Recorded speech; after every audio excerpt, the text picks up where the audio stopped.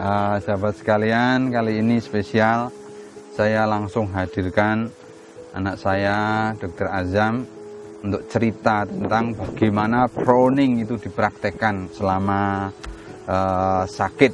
Ya, silakan, Mas Azam. Assalamualaikum warahmatullahi wabarakatuh. Alhamdulillah. Jadi ketika kita mengalami sesak nafas COVID itu sensasinya seperti kita masuk ke dalam kolam renang yang airnya itu segini, kemudian kita sulit bernafas gitu ya. Jadi nafas itu rasanya berat ya gitu. Nah ternyata di dalam alveolus kita terdapat banyak lendir yang kita keluarkan lewat proning. Nah ketika saya mengalami rasa sesek itu, alhamdulillah diajarkan cara proning. Ada dua cara. Yang pertama dengan tidur secara tengkurap.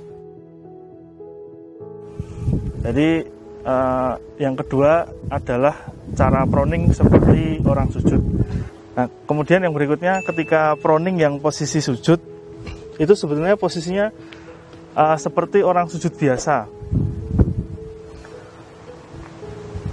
Kita mulai ya. Ini bisa kita lakukan dalam satu hari berkali-kali ya. Dan pada dasarnya tidak ada batasan, bahkan kalau bisa sesering mungkin gitu ya. Misalkan setiap 1 jam 5 menit, setiap atau mungkin diakumulasikan setiap 2 jam 10 menit gitu ya.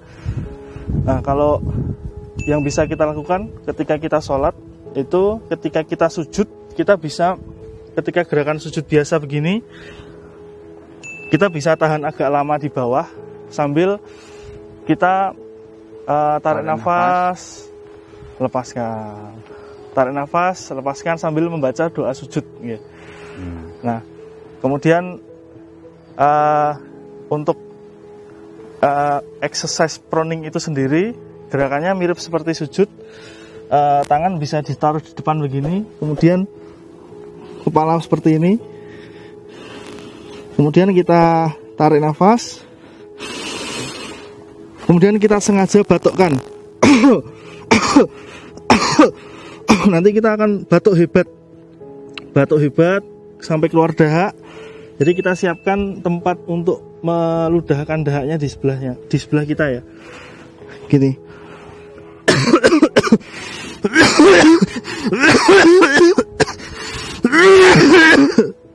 Masya Allah. Kemudian kita ludahkan. Jangan lupa tetap pakai masker ya ketika proning ya. Kemudian lagi kita lakukan seperti ini terus.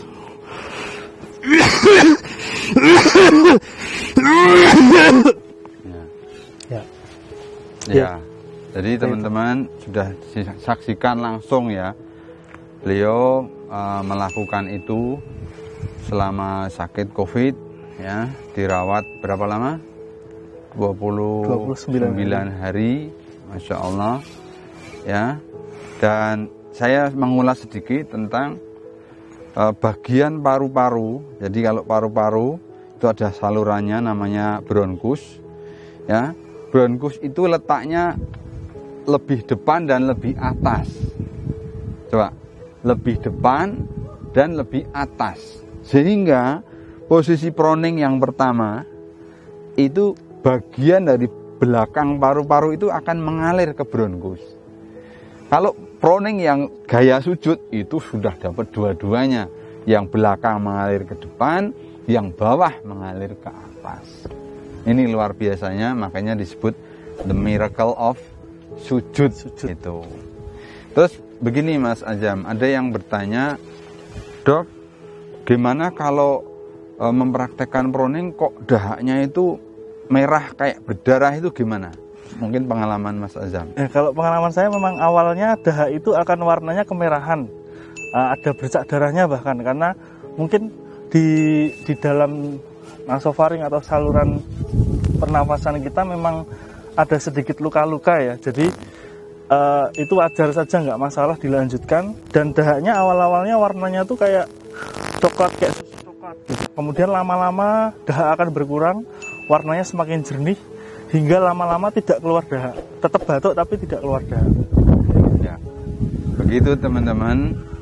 Bahkan ini nanti saya cerita di episode berikutnya di Italia itu para dokter melakukan otopsi terhadap korban COVID.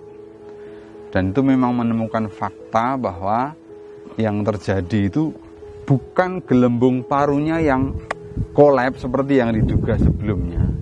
Gelembung parunya tetap mengembang, tapi pembuluh kapiler, pembuluh darah rambut ya kecil-kecil yang di sekitar gelembung paru ini yang mengalami sumbatan berupa gumpalan darah. Jadi saya kira benar kalau di awal-awal lendir itu akan kemerahan, ya, karena terjadi lisis daripada emboli-emboli ini yang kemudian memberi staining namanya, imbibisi kepada darah yang berwarna kemerahan. Jadi tetap diteruskan, nanti lama-lama menjadi jernih gitu ya, jernih. Dan awalnya pekat, lekat gitu, lama-lama jadi encer gitu ya.